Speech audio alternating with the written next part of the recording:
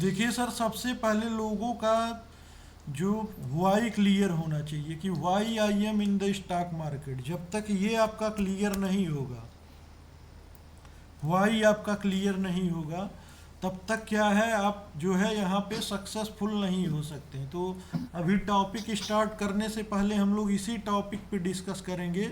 Y you are you in the stock market, आप क्यों आए हैं यहाँ, and what is the expectation, आपकी यहाँ पे क्या एक्सपेक्टेशन है। ठीक है, आपकी यहाँ पे एक्सपेक्टेशन क्या है। तो संतोष सर, आप जो है स्टॉक मार्केट में क्यों आए हैं, यहाँ पे आने का आपका मेन रीजन क्या है, कितना एक्सपेक्टेशन आप रखते हैं स्टॉक मार्केट से मंथली, संतोष जी। प्रॉफिट बनाने के लिए आया हूँ सर। जी।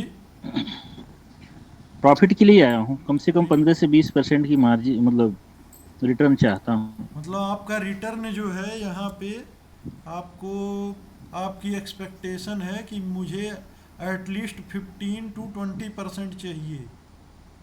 जी। तो आपका जो रिटर्न एक्सपेक्टेशन है सर, वो है कि एटलीस्ट हमको 15 से 20% के आसपास मिलना चाहिए। तो ये आपका मंथली है या ईयरली है सर। मंथली। जी जी, मंथली एक्सपेक्टेशन है कि मुझे एटलीस्ट 15 से 20% यहाँ से मिले। ठीक है। जी। अमोक जी, आपका क्या एक्सपेक्टेशन है स्टॉक मार्केट को लेके, आप वाई आप यहाँ पे क्यों आए हैं, आपका एक्सपेक्टेशन कितना है कि मुझे स्टॉक मार्केट से मंथली क्यों, कितना चाहिए, और आप क्यों क्यों यहाँ पे हैं। सर मेरे को मंथली रिटर्न कम से कम 10 से 20 सर। 10 to एक एक्यूरेट बताइए सर, जैसे 10 to 20 आपका एक बड़ा पूरा ये पूरी रेंज हो गई।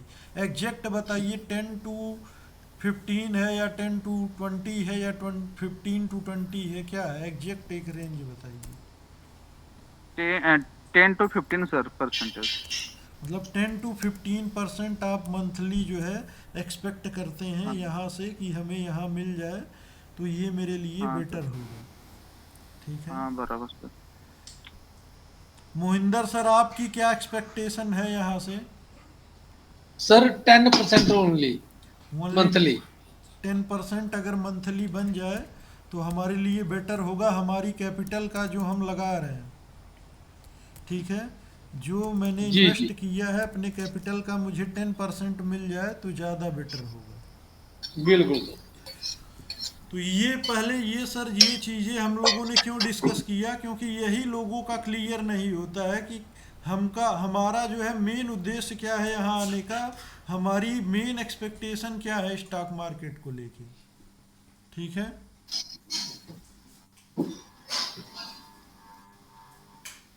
तो ये सारी चीज़ें सबसे पहले आपकी क्लियर होनी चाहिए। अब आपको मैं एक एग्जांपल दिखाता हूँ।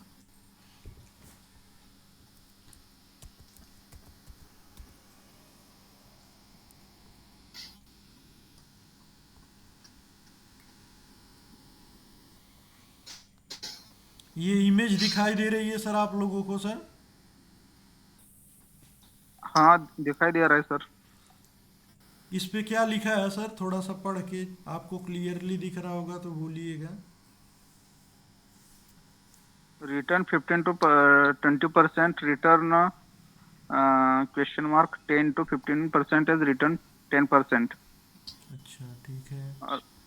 मैं वाई हम are you what is the ठीक ठीक ठीक, रुक एक्सपेक्टेशन। जाइए। अब मैं एक बार दोबारा से स्क्रीन शेयर कर रहा हूँ।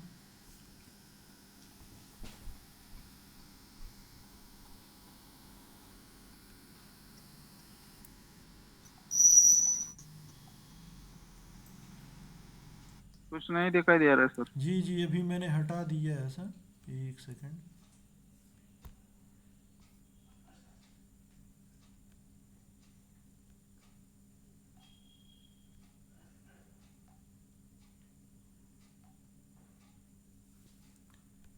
अभी सर कुछ दिखाई दे रहा है स्क्रीन पे। जी जी दिखाई दे रहा था। क्या दिख रहा है सर?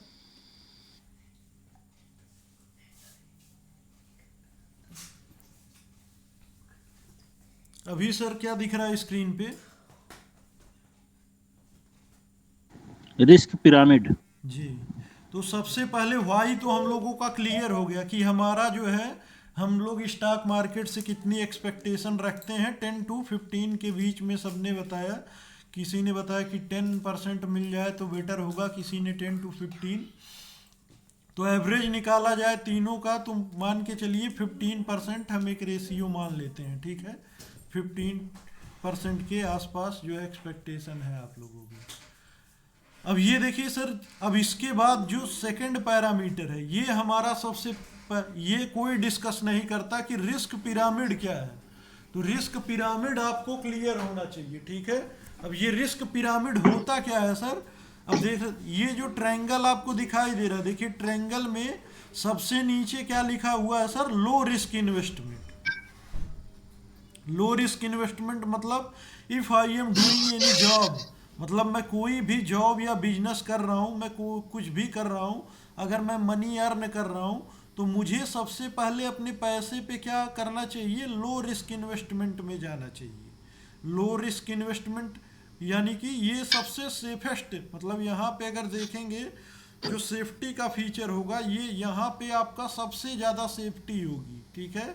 बट यहाँ पे क्या होगा? परसेंटेज ऑफ रिटर्न क्या होगा? सबसे कम मिलेगा, ठीक है।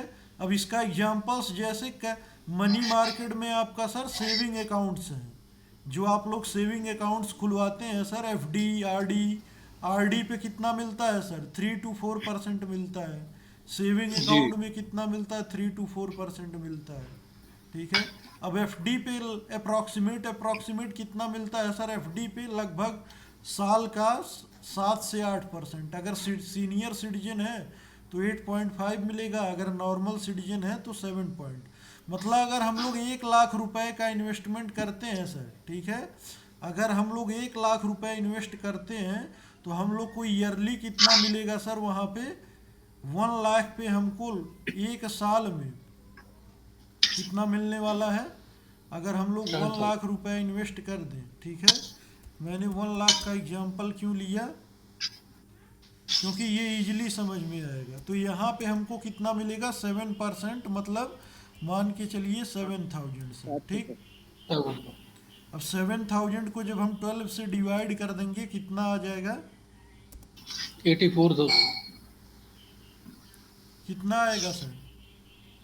84,000 क्यों अमोघ सर, बताइए। 600 और 650 के बीच में। जी 650 के आसपास 12, 25, 60। अच्छा, मतलब 12 लगभग 36, 580 से 650 के बीच में। 530 समथिंग आएगा सर। जी, कैलकुलेटर से हम लोग चेक कर लेते हैं। 7,000 डिवाइडेड बाई 12, 583 के आसपास आएगा, ठीक है। 583। जी मतलब अगर हम लोग सर 1 लाख रुपए गवर्नमेंट के किसी भी बैंक को देते हैं, 1 लाख रुपीज, तो ये हमको मंथली कितना देगा? 583 रुपीज। अब इसको अप्रॉक्सीमेट से हम लोग एग्जैक्ट कर देते हैं सर, 600 मान लेते हैं, ठीक है। तो ये हमको कितना देगा सर? 600 रुपये मंथली देगा।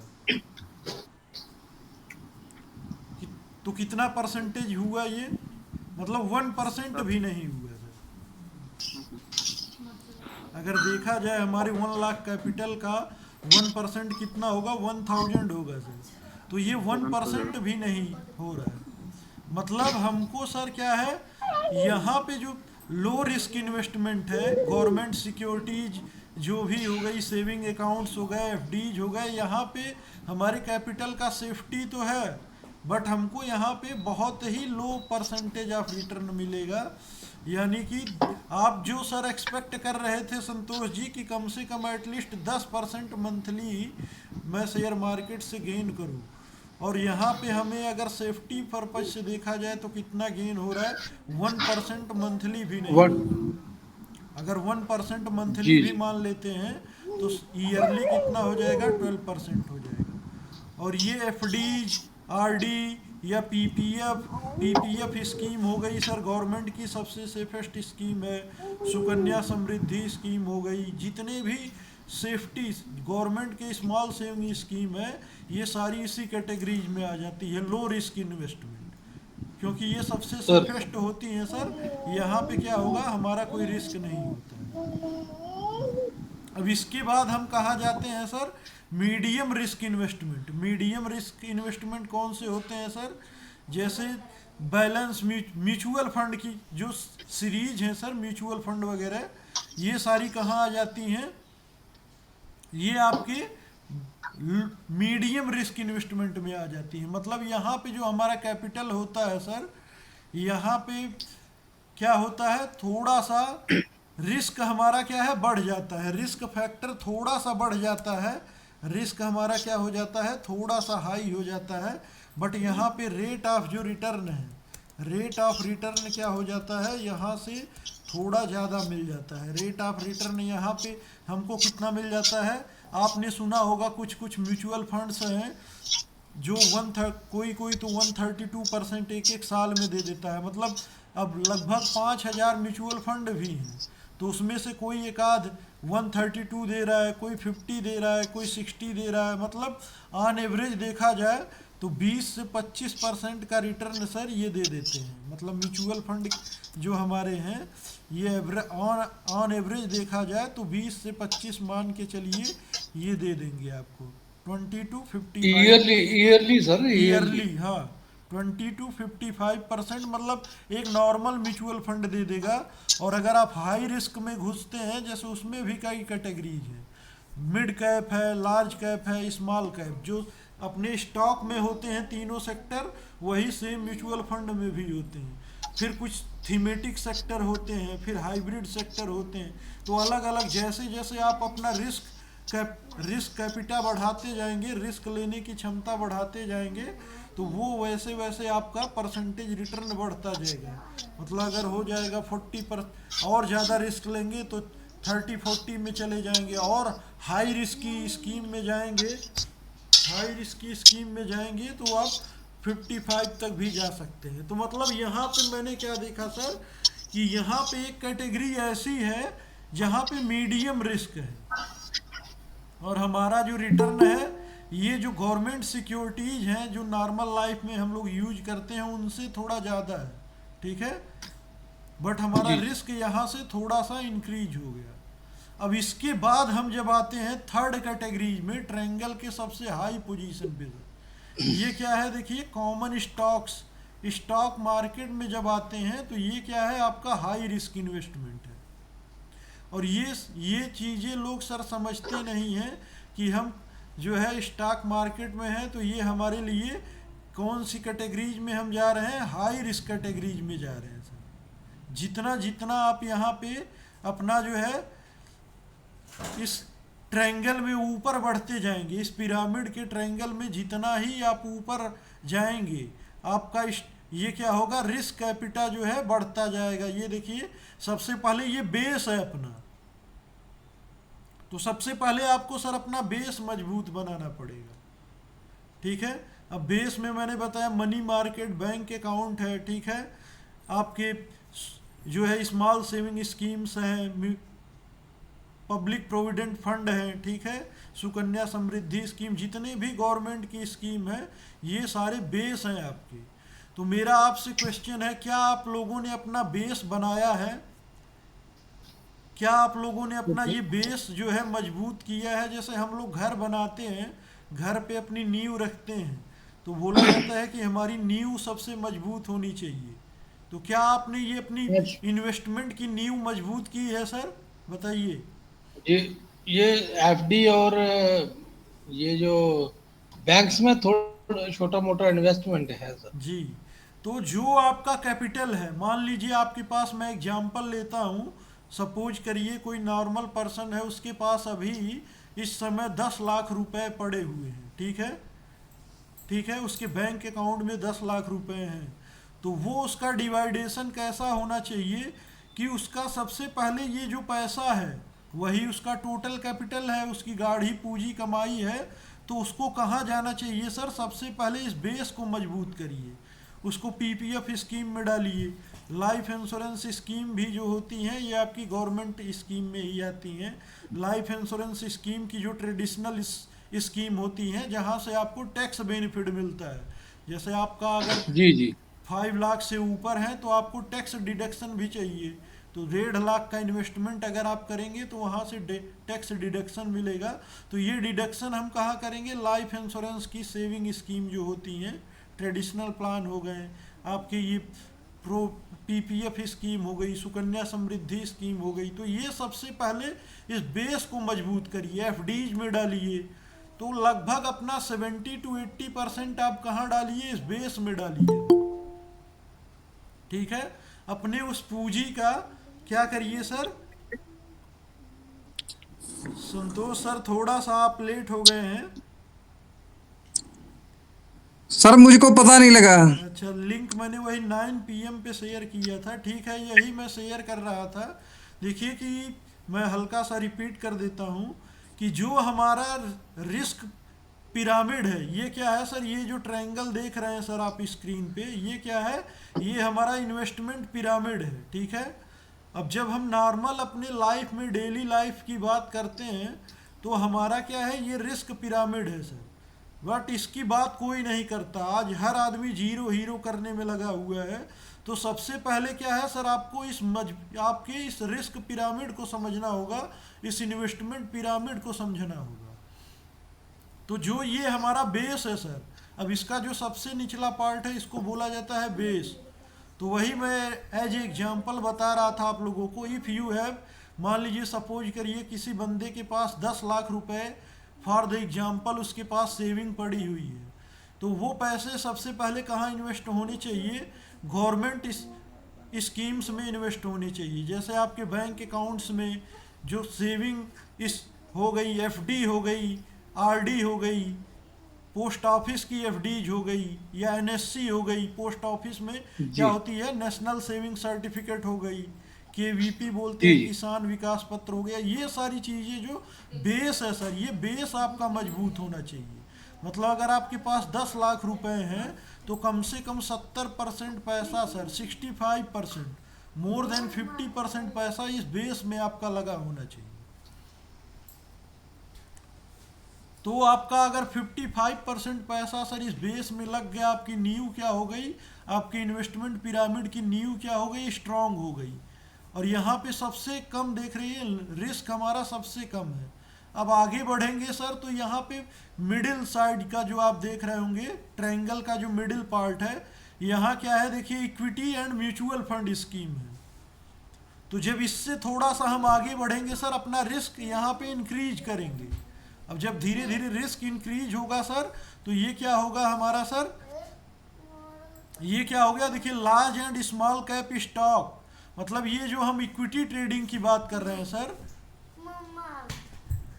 स्विंग ट्रेडिंग की बात कर रहे हैं, तो ये सारी चीजें क्या हैं? ये हमारे हैं स्टॉक हैं सर।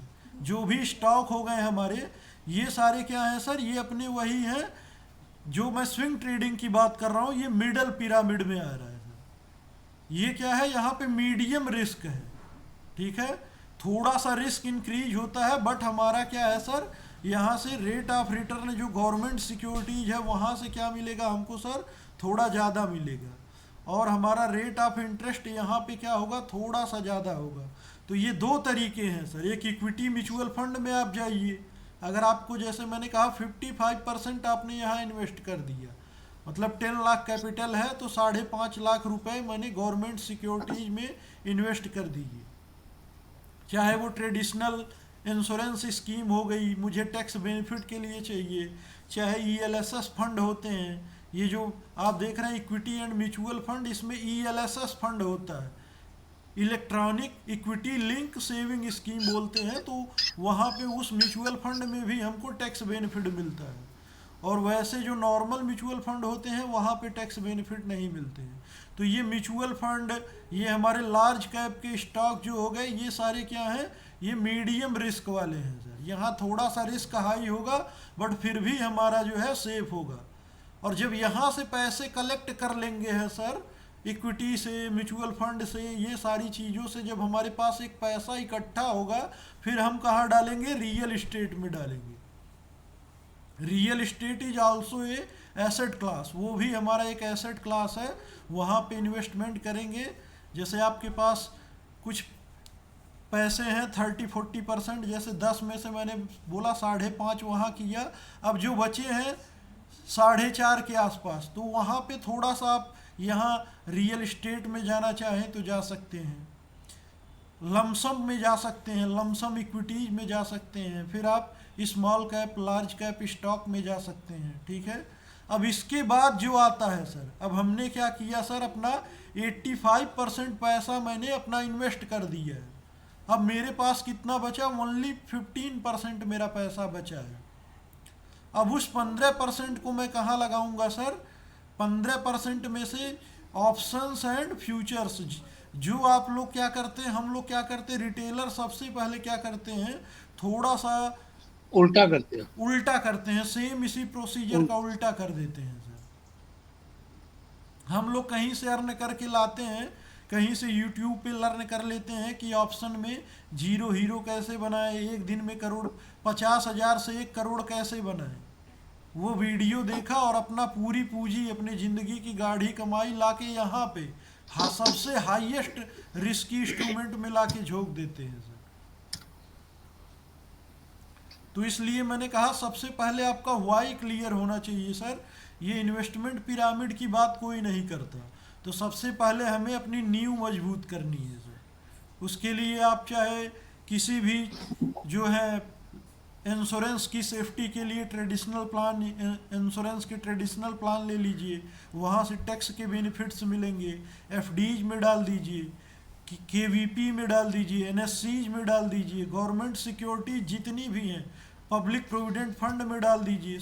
आपकी कोई छोटी बच्ची है, फैमिली है आपकी, कोई छोटी बच्ची है, तो उसके लिए सुकन्या समृद्धि स्कीम है गवर्नमेंट की, उसमें डाल दीजिए। कुछ मतलब कुछ ना कुछ पैसे वहाँ भी डालते जाइए, चाहे मंथली 2000 इन्वेस्ट करिए अपने अपने कैपिटल के हिसाब से, 4000, 1000, 2000, 4 जो भी आपकी कैपेसिटी है, इन सारी चीज़ों में अपने बेस में पहले इन्वेस्ट करिए।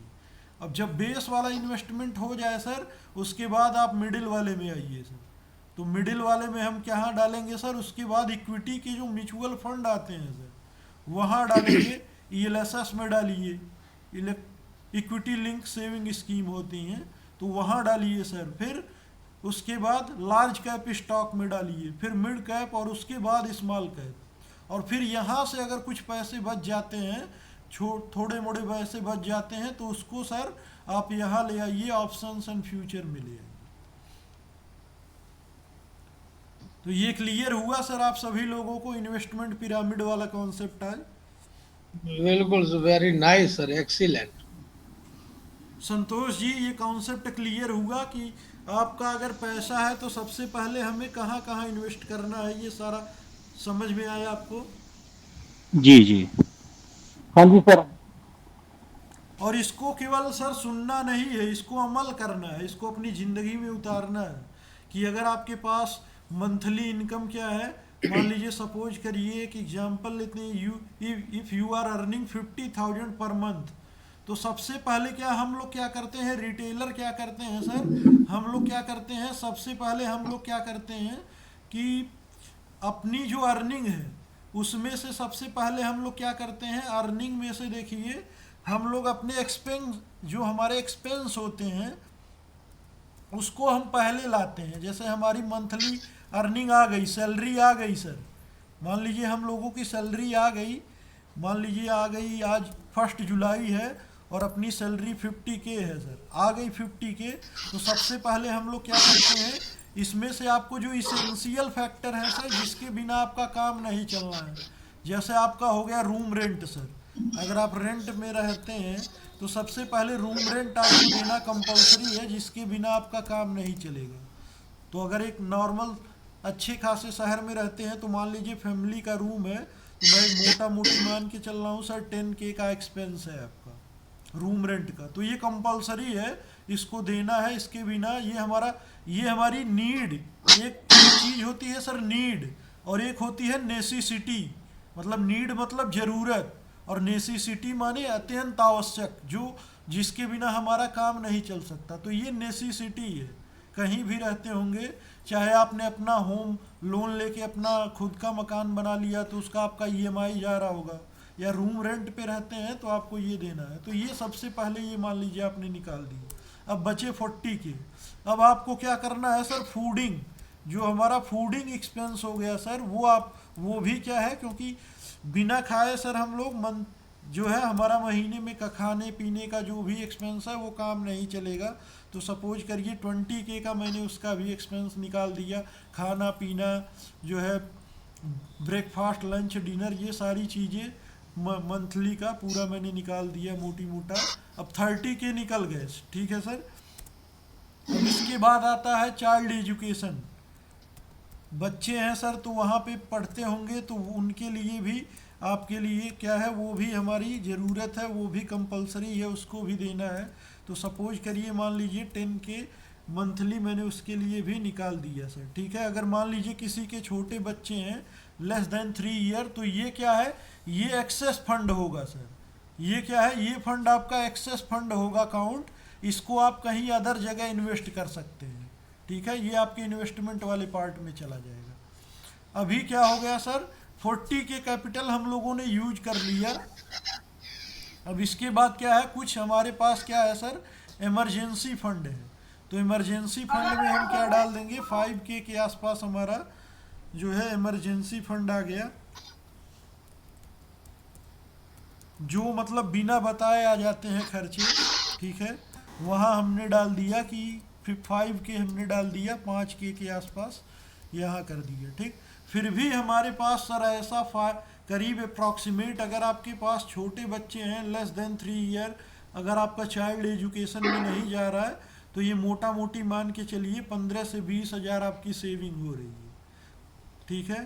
तो इस पैसे को हमको फिर क्या करना है, 20K को इन्वेस्ट करना है। फिर इन्वेस्टमेंट की जो कैटेगरी है उसको कैसे डिवाइड करेंगे, जो मैंने आपको इन्वेस्टमेंट पिरामिड दिखाया सर, इसी पैटर्न में हम मंथली उसको डिवाइड करते जाएंगे।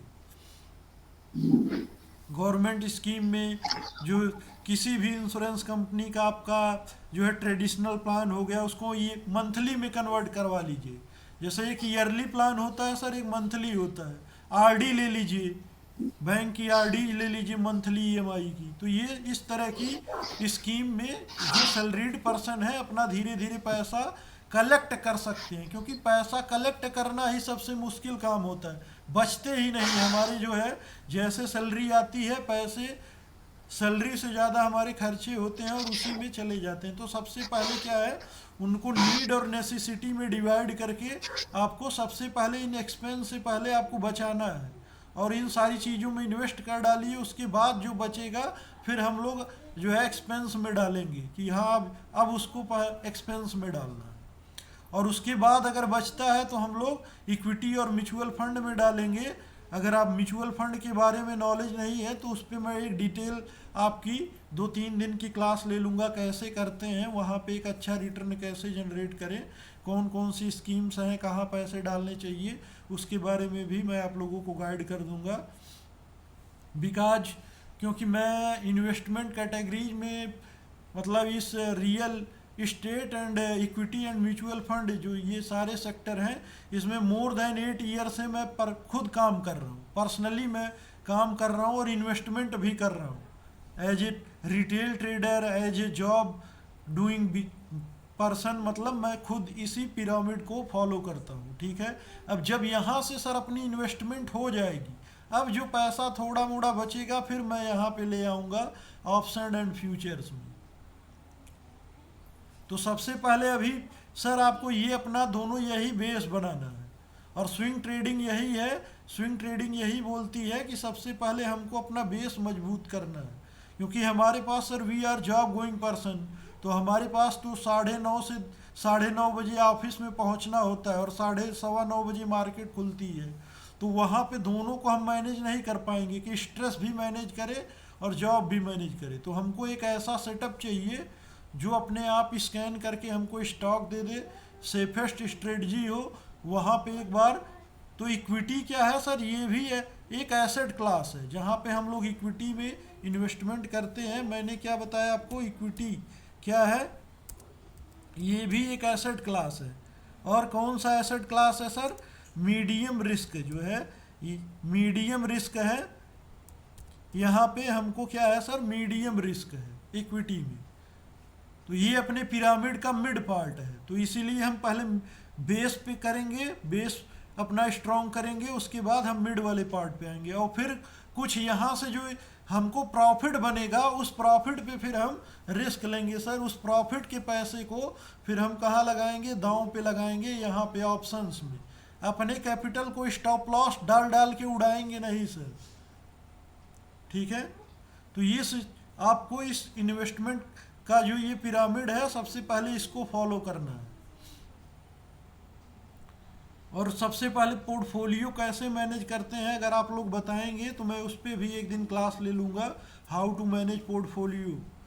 अपना पोर्टफोलियो कैसे बनाना है, किस किस की कैटेगरीज में डिवाइड करना है अपने पैसे को, तो वो भी मैं एक डिटेल क्लास ले लूँगा।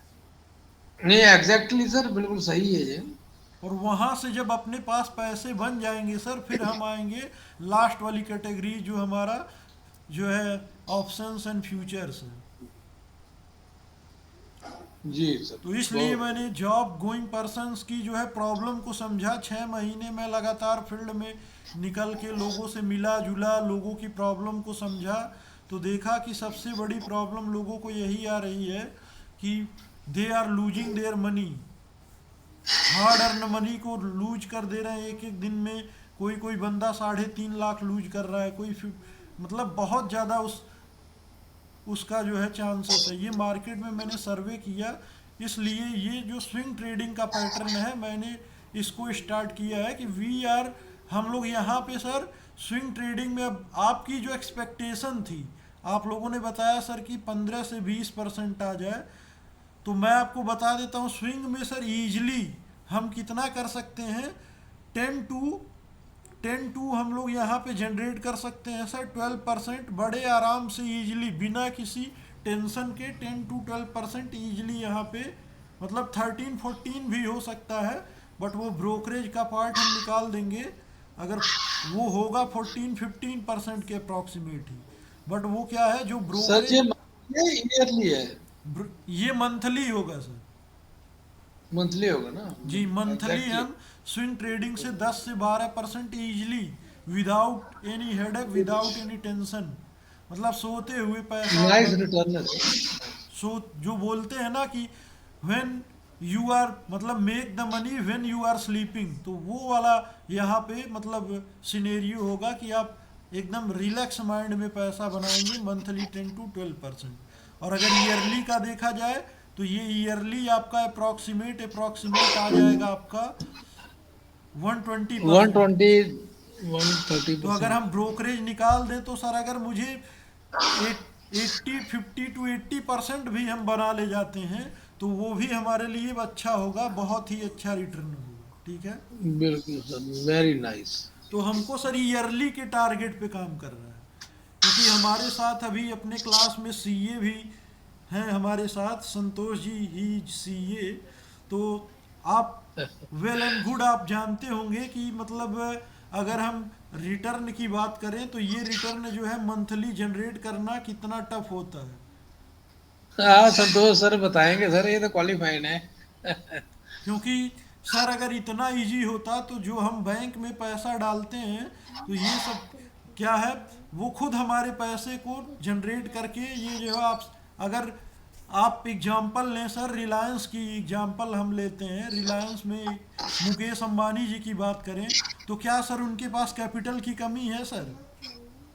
नहीं सर नहीं। अगर सर एक दिन में ऑप्शन से पैसे डबल होते तो वो लोग एक ऑप्शंस का अपना खुद ही एक नया ब्रांच खोल देते और एक ट्रेडर की ही सर वो वैकेंसी निकाल देते, 50-40-80,000 उनको भी एक्सपीरियंस के हिसाब से सैलरी देते और अपने पैसे को रोज डबल करवाते सर।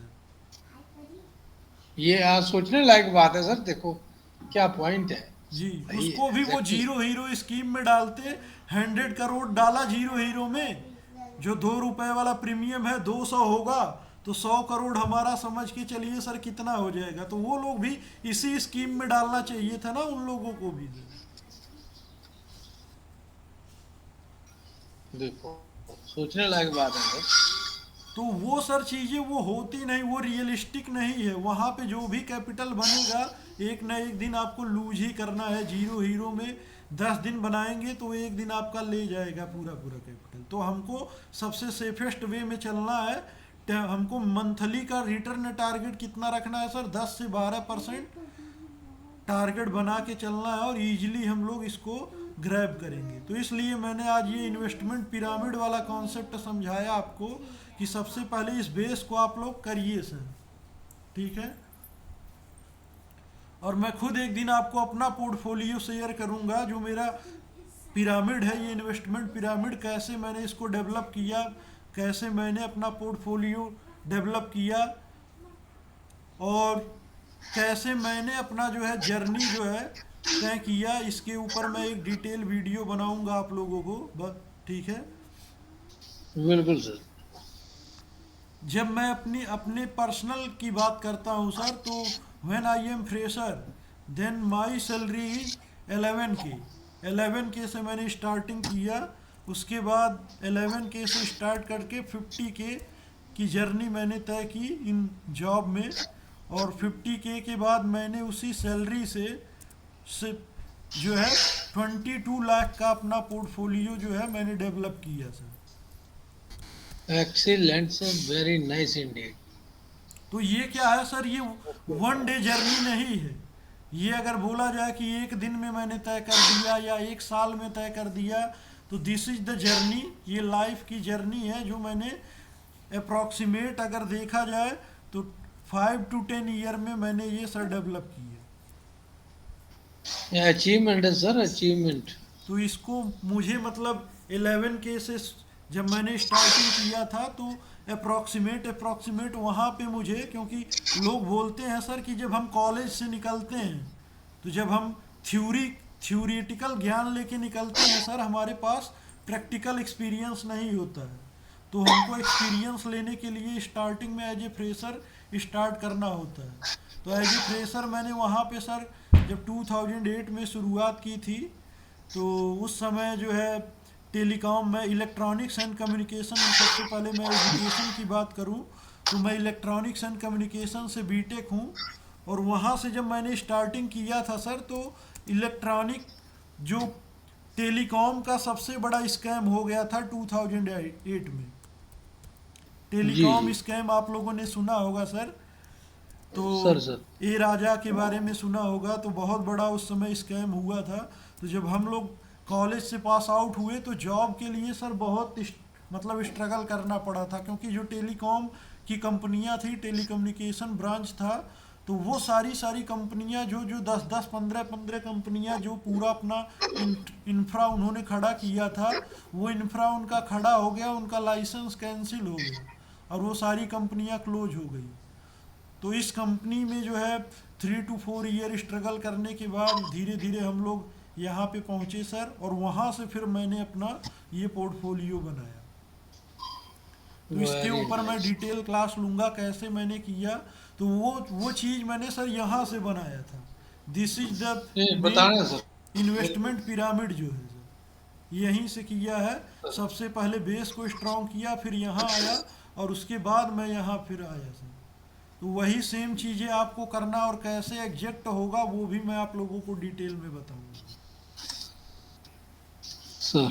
और स्विंग ट्रेडिंग की बात करें तो स्विंग ट्रेडिंग में जैसे मैंने डिस्कस किया सर, हम लोग 10 to 15% अपना मंथली जो है टारगेट बना के चलेंगे और इजीली होगा। और उसके लिए हमारे पास अलग अलग स्कैनर्स हैं। अब जैसे हमारे सर 5000 स्टॉक हैं, तो अगर हम लोग स्कैन करने बैठ जाएंगे सर 5000 स्टॉक में से, तो हमारा पूरा अगर चार्ट पे स्कैन करें तो पूरा दिन निकल जाएगा सर। जी शाम हो जाएगी। तो इसमें तो पूरी सुबह से शाम हो जाएगी, हमको स्टॉक मिलेंगे नहीं सर। तो हमारे पास मेनली क्या सर, अपने पास 3 सेटअप है जिसको हम आने वाले क्लास में डिस्कस करेंगे। फर्स्ट सेटअप जो है सर हमारा वो है ORB का सेटअप, ठीक है।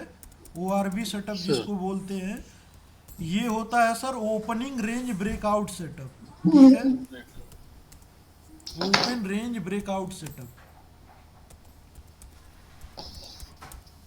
तो ये क्या है सर, सबसे पहले हम लोग क्या करते हैं इस सेटअप पे, फर्स्ट 15 मिनट हम लोग, कई बार मैंने आप लोगों को क्लास में भी बताया है कि 9:15 से सर 9:15 टू 9:15 AM से 9:30 AM हम लोग क्या करेंगे, वेट करते हैं, कोई ट्रेड नहीं करेंगे, ठीक है।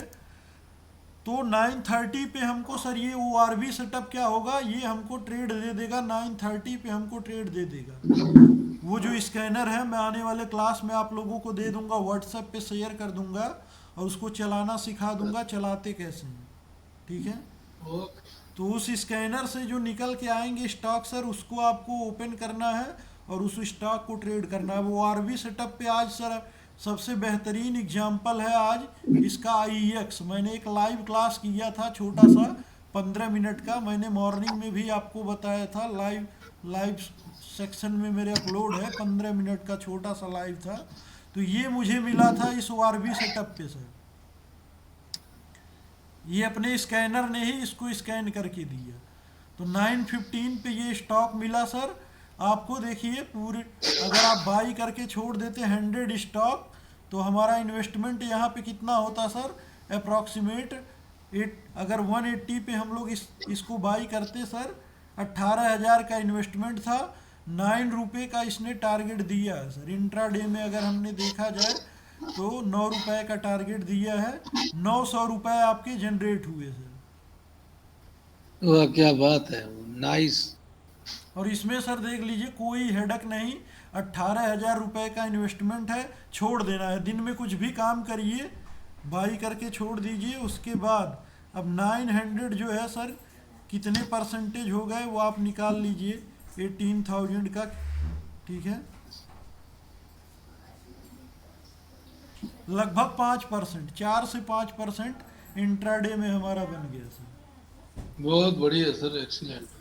तो जो हम लोग सर डिस्कस कर रहे थे कि अपने कैपिटल पे बनाएंगे 15% मंथली, तो जो अपनी कैपिटल है उसमें से मात्र मैंने कितना इन्वेस्ट किया, बहुत ज़्यादा नहीं सर, आज केवल 18,000 का इन्वेस्टमेंट डाला और उससे 4% तो हमने सर एक दिन में बना लिया। तो ये इस ट्रेडिंग की मैं बात कर रहा हूँ सर। तो इसी ट्रेडिंग को हमें आपको करनी है। तो वो आपके रिस्क कैपिटल पे है, मान लीजिए 18,000 में 100 स्टॉक मिल जाते हैं, तो ये फिर आपके विवेक पे निर्भर करता है, क्योंकि आप सभी लोग मैच्योर हैं, आप लोग सीनियर हैं, सारे लोग जो है, तो आप अपना डिसीजन खुद ले सकते हैं कि मुझे 18,000 का इसमें इन्वेस्टमेंट करना है या मुझे 36,000 करना है। तो ये आपके ऊपर होगा। मतलब मिनिमम अगर मैं देखूं 18,000 पे मुझे यहाँ 4% का रिटर्न मिला। दूसरा स्टॉक हमारा कौन सा मिला सर, इसमें दूसरा स्टॉक मिला था, यहाँ पे हमें मिला था आलोक इंडस्ट्रीज। तो वो क्या है, थोड़ा सा पेनी स्टॉक है। वैसे हम लोग पेनी स्टॉक में ट्रेड नहीं करते हैं। पेनी स्टॉक क्या होते हैं, जो बहुत छोटे प्राइस होते हैं, तो वैसे स्टॉक पे हम लोग ट्रेड नहीं करते हैं। बट फिर भी यहाँ पे देखिए सर, ये मुझे मिला था 28 रुपीज़ पे। तो अगर इसमें आप 1,000 अगर शेयर लेते 28 रुपीज़ पे, तो ये 29 रुपये पे 29 रुपये 40 पैसे का ये अभी जो है 50 पैसे का हाई लगा के आया है। मतलब 28,000 अगर हम यहाँ इन्वेस्ट करते तो 1,000 का रिटर्न यहाँ भी है सर। अगर आपके पास कम पैसे हैं तो 500 स्टॉक लीजिए, 200 लीजिए, ठीक है। तो ये 2-3 स्टॉक, हमको 5 स्टॉक यहाँ मिले थे, जिसमें से ये 2 स्टॉक बहुत ही अच्छे जो है चले। तो ये सबसे पहले सेटअप कौन सा मैंने डिस्कस किया सर, अपना ORV का सेटअप। तो ORV सेटअप में मिल जाएगा। अब जब ORV सेटअप से सर आप प्रॉफिट बुक कर लेंगे दिन में, फिर 3:20 पे क्या करना है हमें, 3:20 पे हमें क्या हो, BTST ट्रेड लेना है, जिसको हम लोग स्विंग ट्रेड बोलते हैं। वो कब करना है, 3:15 PM से लेके 3:50 PM के आसपास हमको वो ट्रेड डालना है। और उसका प्रॉफिट हमें कब बुक करना है सर? नेक्स्ट डे 9:20 पे आपको कर Morning. लेना है, ठीक है? एक्सीलेंट सर, बहुत बढ़िया। तो ये क्या है? ये इक्विटी है सर। इक्विटी में उतना ही हम पोजीशन बनाएंगे, हम मार्जिन नहीं लेंगे। जैसे कई सारे ब्रोकर हैं सर जो मुझे मार्जिन फैसिलिटी देते हैं, तो मार्जिन हम नहीं लेंगे, तो हम लोग केवल कैश में करेंगे ये तकरीबन सारी सारे ही चीजें। देते हैं सर, इक्विटी पे 5% सारे ही देते हैं सर। तो इसको हमको कैश में करना है सर। जैसे हमारे पास मान लीजिए राइट। 50-60 थाउजेंड का कैपिटल है, तो मुझे अगर ये IREDA का शेयर बाई करना है, ये कितने पे चल रहा है सर? 196।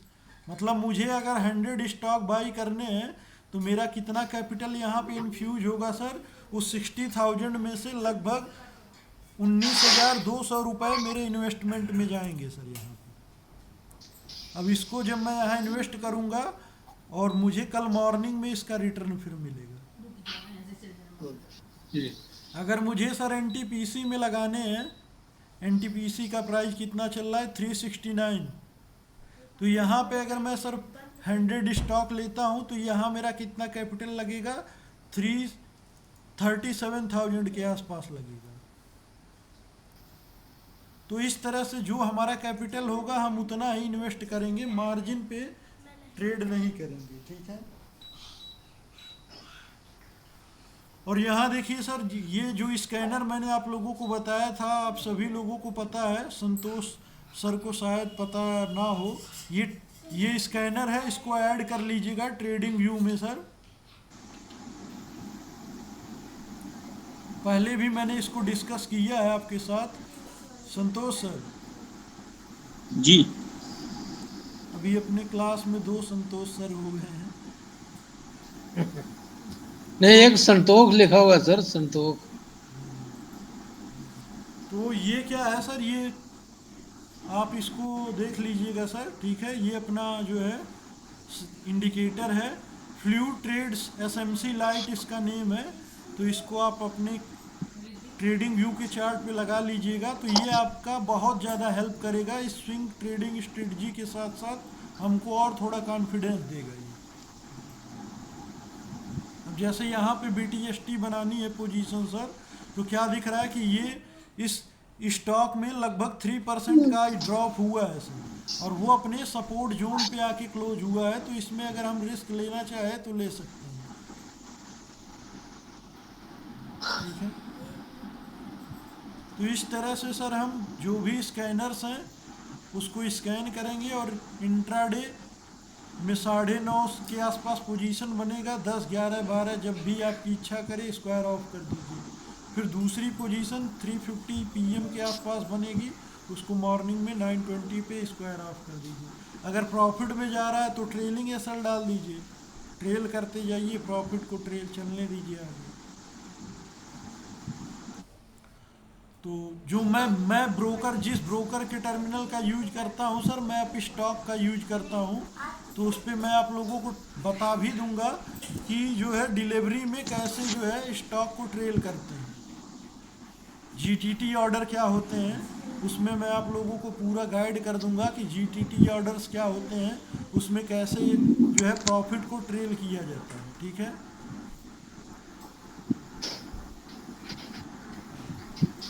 क्योंकि GTT ऑर्डर में हम क्या कर सकते हैं सर, आज मैंने बाई किया, कोई स्टॉक में इन्वेस्टमेंट में होल्ड कर रहा हूँ, तो उसको मैं आगे ले जा सकता हूँ ट्रेल करके GTT ऑर्डर के थ्रू सर। और GTT ऑर्डर अपना 1 ईयर के लिए वैलिड होता है। कितने लोगों को पता था सर ये बात कि GTT ऑर्डर हम लोग 1 ईयर तक ट्रेल करके ले जा सकते हैं? अगर पता था, गुड। अमोक सर, आपको पता था ये GTT ऑर्डर के बारे में? No sir. तो ये क्या GTT ऑर्डर कैसे लगाए जाते हैं? वैसे आप लोग सर कौन से ब्रोकर का यूज करते हैं? सभी लोग एक बार बता दीजिए।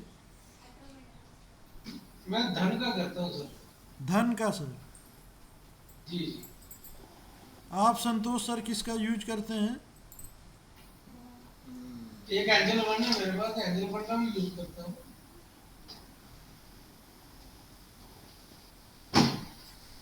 क्योंकि मैं मेनली धान सर, और जी जी बोलिए सर। धान और जीरोधा। धन और जीरोधा, तो मैं हाँ जी। मेनली सर अब स्टॉक का यूज करता हूँ, और इसी से मैं सारे जो है ऑर्डर को ट्रेल करके जीटीटी ऑर्डर को ट्रेल करता हूँ। तो अगर नहीं होगा तो मैं आप लोगों को लिंक शेयर कर दूंगा इसका, तो आप लोग इसमें मेरा अकाउंट, तो अब स्टॉक आप स्टॉक्स आप करते मेरा हैं अब तो स्टॉक वाला है। हाँ ठीक है, तो आपको मैं आपको गाइड कर दूंगा कि इसमें ट्रेल कैसे करते हैं। ठीक है सर, इसमें देख लेंगे। जी, ये बोल रहे हैं, करवा लेंगे। क्योंकि मुझे जो आइडिया है अभी अप स्टॉक का है, क्योंकि अप स्टॉक में ही वो ट्रेलिंग ऑर्डर में डालता हूँ, जीटीटी ऑर्डर। तो आज आज की क्लास कैसी रही सर? बहुत बढ़िया सर, एक्सीलेंट, बहुत कुछ सीखने को मिला रिगार्डिंग इक्विटी। कुछ नया सीखने को मिला संतोष सर? हाँ जी सर, बहुत ठीक। तो इसको केवल सर केवल क्लास की तरह मतलब जो है ट्रीट नहीं करना है, इसको अपने प्रैक्टिकल लाइफ में इसको उतारना है। इन सारी चीज़ों को जो मैंने आज इन्वेस्टमेंट पिरामिड की बात की, सबसे बहुत पहले अच्छा इसी रहा सर। कैटेगरीज में जाना है हमें। सबसे पहले बेस ये बेस सर रियलिटी है, जी ये रियलिटी है। हम फ्यूचर एंड ऑप्शन में घुसे हुए हैं, तो we are losing our capital day by day. इस कारण ये चाहे कम ही सही मगर रेगुलर ग्रोथ है, जो हमारे लिए बहुत ज़्यादा बेनिफिशियल जी। और इसमें मैंने देखा है सर कि लोग रिटेलर्स क्या करते हैं, उनके पास अगर 1-2 लाख रुपए की एफडी है, या उनके अकाउंट में एक्सेस कैपिटल है 3-4-5 लाख रुपए, तो वो सारा का सारा डीमेट में सारी एफडी ब्रेक कर देंगे, ईएमआई का क्रेडिट कार्ड से लोन ले लेंगे, बैंक से लोन ले लेंगे, और सारा लोन का पैसा, डेबिट, एफडी और अकाउंट सेविंग का पैसा सारा तोड़ के सारा डीमेट में डाल देते हैं। और उस 10 लाख की कैपिटल पे वो बड़े बड़े लॉट ऑर्डर पंच करते हैं, जैसे 5,000 क्वांटिटी, 6,000 क्वांटिटी। तो ये सारी क्वांटिटी सर, ये मतलब इंस्टीट्यूशन जो होते हैं उस लेवल की क्वांटिटी है, जिसको हाई फ्रिक्वेंसी एल्गोज मैनेज करती हैं। तो वो रिटेलर्स के बस का नहीं है कि 5,000 क्वांटिटी, 500, 1,000 क्वांटिटी में ट्रेड करें। तो इसीलिए अगर जो हमारी कैपिटल है उसको 50, 30 और 20 के पार्ट में डिवाइड करिए। उसको क्या करिए सर, 50% यहाँ डालिए, 30% यहाँ डालिए, और उसके बाद जो 80% के बाद जो आपका 20% आएगा उसको इधर इन्फ्यूज करना है।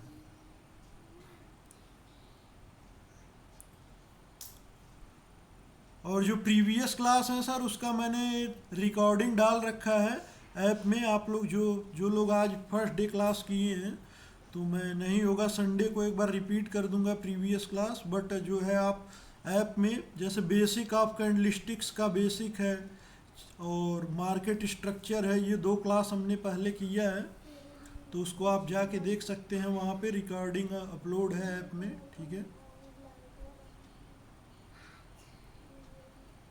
Okay, good night sir. तो कल हम लोग मेन टॉपिक पे फिर कल शुरू करेंगे अपना चार्टिंग में। जो ट्रेंड स्ट्रक्चर हमने डिस्कस कर लिया था, कैंडलस्टिक डिस्कस कर लिया है, अब bullish charting pattern and bearish charting pattern, ये कल हम लोग करेंगे। तो ये आज डिस्कस करना ज़रूरी था सर, क्योंकि लोगों का वाई क्लियर नहीं होता है कि why we are in the stock market और what is the investment pyramid. तो ये सारी एक्सीलेंट सर, बहुत बढ़िया, बहुत ही बढ़िया, अच्छा सीखने को मिला। क्योंकि हमारा सर सबसे पहले वाई क्लियर होना चाहिए, फिर हम अपने आप को सेटिस्फाइड कर पाएंगे। तो जैसे मैंने कहा, मैंने स्क्रीन पे सर आपको एक इमेज दिखाया था, ये इमेज क्या अभी आप लोगों को दिखाई दे रही है सर?